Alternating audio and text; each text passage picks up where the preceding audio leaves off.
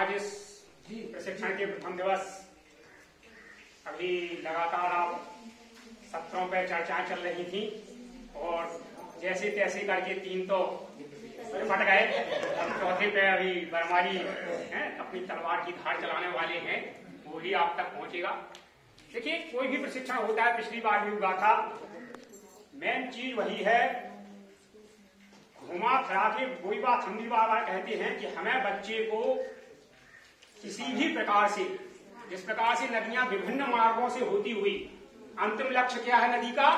समुद्र में जाकर मिल जाना। भले ही अवरोध आए, कहीं पहाड़ आएंगे तो पहाड़ से वो बगल से रास्ता बनाएंगी, कहीं घाटियां आएंगी तो घाटियों में से भी निकलेंगी, लेकिन अंतिम लक्ष्य उनका वही है कि समुद्र तक पहुंचना। तो हम लोग भी चूंकि शिक्षक हैं, तो हमारा अंतिम लक्ष्य है कि बच्चे का सर्वांगीण विकास करना। उसके अंतर्गत कई चीजें, जैसे सुबह से चर्चा चल रही, इतने पैरामीटर, इतनी ये चीजें, तो थोड़ा सा हमारे दिमाग पे भी जोर पड़ता कि अरे जाने क्या क्या क्या होने वाला है, कैसे क्या होगा।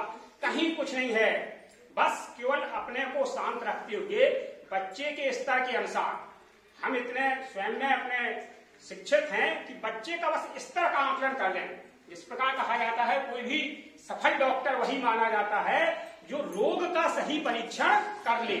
ये नहीं कि देख लिया अरे बुखार ही तो है, मलेरिया है कि डेंगू है कि टाइफाइड है कि चिकनगुनिया है, उनने एक गोली चाहे मलेरिया वाले को दे दी, डेंगू वाले को दे दी, चिकनगुनिया वाले को, तो क्या होगा? उससे रोग का सही तरीके से निदान नहीं हो पाएगा। सफल डॉक्टर वही होता है जो पहले परीक्षण कर ले कि मरीज को बीमारी है क्या, उसके अनुसार जब दवा देगा तो वो निश्चित है कारगर साबित होगी। यही कार्य हमको करना है। हमारी क्लास में 20 बच्चे हैं, निश्चित तौर पर उसमें से कई बच्चे बहुत अच्छे होंगे और कई बच्चे बिल्कुल न्यूनतम स्थिति में होंगे। तो हमें जो अच्छे बच्चे हैं, ये मान के चलिए उनके लिए तो लक्ष्य बहुत सरल है, ज्यादा कोई कठिनाई वाली बात नहीं, उन्हें थोड़ा सा सहारा देंगे और वो हमारे निपुण लक्ष्य को प्राप्त कर लेंगे।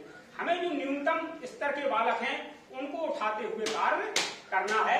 तो कई छोटे छोटे बच्चों के साथ कार्य करना है। तो जैसा कि बता दिया है कि ये लेक्चर मेथड वहां पर नहीं चल पाना है, हमें तो बच्चों के साथ छोटे छोटे खेल कराते हुए, छोटी छोटी कविताएं कराते हुए, जैसे अभी आ रहा था कि बाण अक्षर बच्चों की विभेद कराना, तो हमें उनके बीच में गतिविधियां, प्रिंट चेतना, डिकोडिंग, ये सब कार्य कराने के लिए हमें बच्चों के साथ थोड़े थोड़े छोटे छोटे कार्य करना होंगे।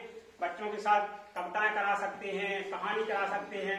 जैसे अभी मैंने वैसे अधिकांश हमारे यहाँ भी अब स्टाफ हो गया है, पहले तो कम था, तो कक्षा 1, 2, 3 ले रहे हैं, लेकिन हम बीच बीच में लेते हैं क्लास।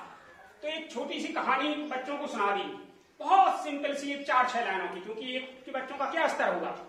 आज स्थिति ये है, 1 बार 2 बार हमने कहा दी, आज सब बच्चे उस कहानी को स्वयं कहते हैं, अगर पहुंच जाए सर हम सुनाएंगे आज वो कहानी। अब हमें नहीं सुनाना पड़ती, वो स्वयं करके सुनाते हैं। क्या कह दिया? एक चूहा था, और ये उसी में है जो अपने को किताबें मिलती हैं, उसको देखने की जरूरत है, जो बात हो रही है हमें खोजने की जरूरत है। कि एक चूहा था, उसकी 7 पूंछें थी, तो सब दोस्त उसको चिढ़ाते थे कि 7 पूंछ का चूहा, 7 पूंछ का चूहा। उसे बड़ी चिढ़ होती थी कि हमारी 7 पूंछें हैं तो सब लोग हमें चिढ़ाते हैं। उसे एक दिन गुस्सा आई और वो गया नाई के पास, और नाई से बोला मेरी एक पूंछ काट दो। तो नाई ने एक पूंछ काट दी। अब वो प्रसन्न होकर घर आया, लेकिन दूसरे दिन जब वो फिर बिल से बाहर निकला तो सब लोग चिढ़ाने लगे। क्या कहने लगे? बच्चे अपने आप बोलने लगे, 6 पूंछ का चूहा, 6 पूंछ का चूहा। तो इस प्रकार से बढ़ाते गए, फिर उसने एक पूंछ कटा दी, 7 से सीधे सीधे 1 पे, और जब आ गई उसकी 0 तो बच्चे कहने लगे बिना पूंछ का चूहा, बिना पूंछ का चूहा।